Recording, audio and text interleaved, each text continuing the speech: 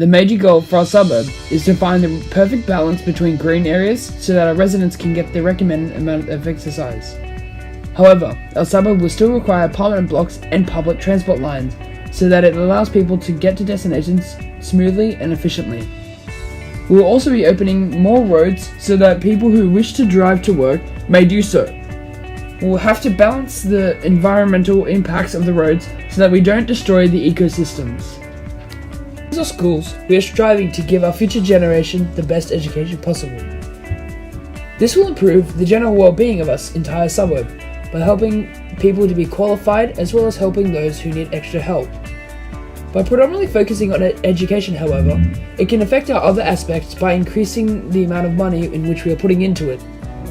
By doing this, we will not be able to improve transport, housing, or even healthcare.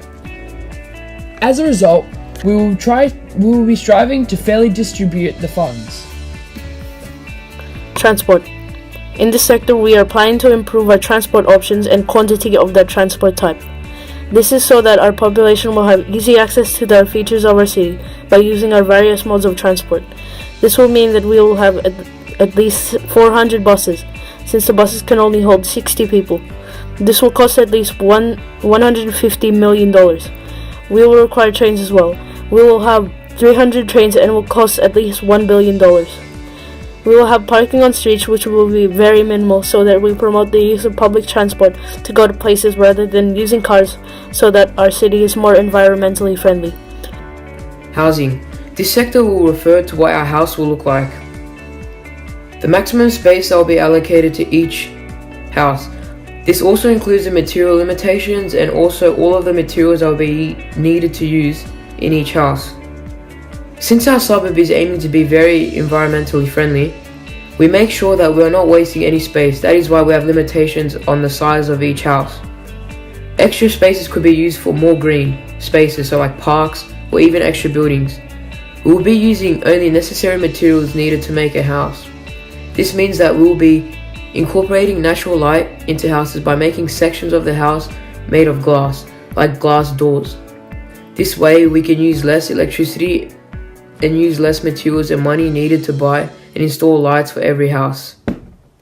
And also using solar power. Community facilities. Community facilities include schools, universities, and also hospitals. Since we are focusing on making our suburb have a good education, we are planning to improve our schools and universities by funding them the resources they will need. We will also be improving hospitals by making more of them and increasing their size so that people won't have to wait so long to receive medical service, like in hospitals in Australia currently.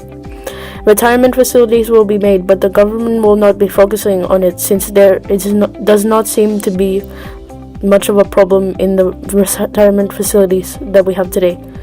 By improving our universities and schools, we can make sure that everyone gets a job and there are always different job opportunities in our community. Future growth. As a result of the rising population, we are going to be implementing high-density apartments because real estate can be expensive. So by building up, the possibilities are endless. This will also reduce the prices in which people have to pay for even the most basic of the living spaces.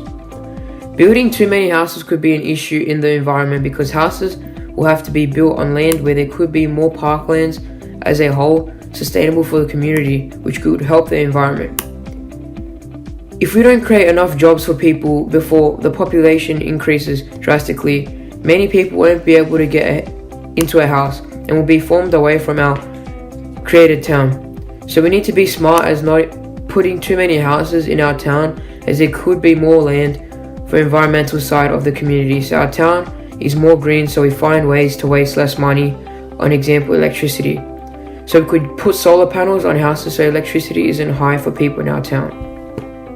On the recreational side of things, our suburb will focus more on green spaces and parks rather than arcades and movie theatres.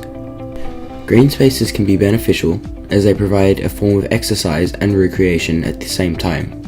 Because of this, we'll be increasing the amount of green spaces and parks there are in our suburb and decreasing the amount of movie cinemas, arcades, etc.